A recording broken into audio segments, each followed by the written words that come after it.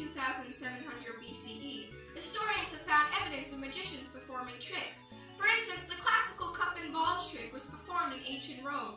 Throughout the Middle Ages and the 16th and 17th century, magic was closely associated with witchcraft, and magicians and the exploration of magic tricks were generally rejected. Books written on the subject were burned. In the 1700s, after the witch trials ended, magic became acknowledged and accepted as a means of entertainment. The first type of magic entertainers were known as busters. They were essentially street magicians who wandered the streets doing tricks and juggling in return for food or shelter for the night. However, as time progressed, the magic trick industry developed. At first, magicians began to set up booths or tents, usually at fairs, in order to enhance their performance. And in the mid-1800s, magic was brought to the stage and treated as artistic and theatrical. This era birthed astounding magical performances, such as the famous Sawing a Girl in Half illusion, and including the incredible feats of escape artist Harry Houdini, who inspired a generation of 20th century magicians. Today, popular magic includes a combination of street magic and theatrical stage productions. Many modern magicians choose to perform dramatic stunts and tricks in public areas. Many also have their own talk shows and reality TV shows.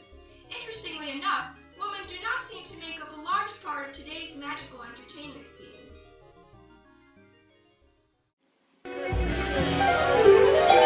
It's Penn and Teller, they're on the road together, but their magic carpet's just a... Penn and Teller are two stage magicians who are famous for performing astounding dramatic magic tricks, and in some way, either during or after the performance, revealing their tricks.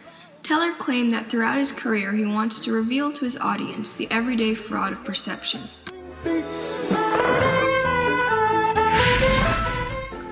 One of the duo's most famous tricks is a classic sleight of hand trick involving disappearing balls under cups, originating from ancient Roman magic.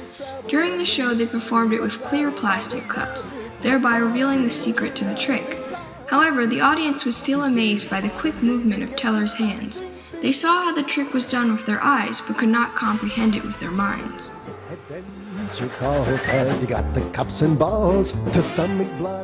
In response, the magic community was outraged since the duo revealed an ancient trick, and because most magic tricks are derived from the same basic methods, revealing this trick could expose many other sacred magic feats. A magician's career involves making lies seem like the truth, and so many magicians feared that Penn and Teller, as amusing as they were endangering the magical entertainment industry. Around the world, down exotic streets.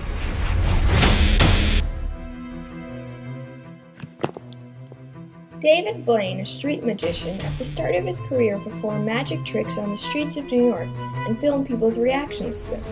Later on, he also performed life-threatening stunts in public areas. One time, he remained underwater for 7 days and nights. And another time, he stood encased in ice for almost 3 days.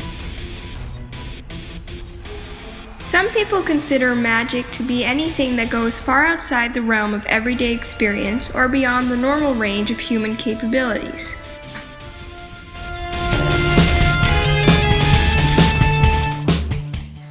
Darren Brown, partly a hypnotist, hosted the show Trick or Treat and specialized in performing mind reading and altering magic tricks. In one episode of Trick or Treat, he alone is able to trick a contestant on the show into believing that she died in a terrible car accident through the use of subtle but effective mind manipulations.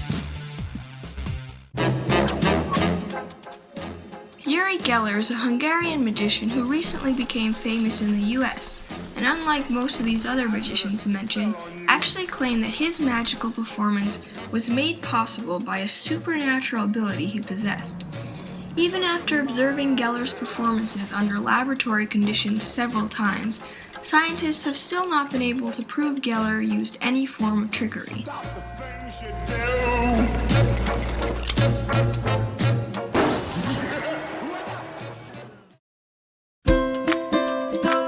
Oh, I guess they're fun. They're entertaining. I guess they're like, slick and a lot of practice and skill. Like, yeah, I guess it's an art.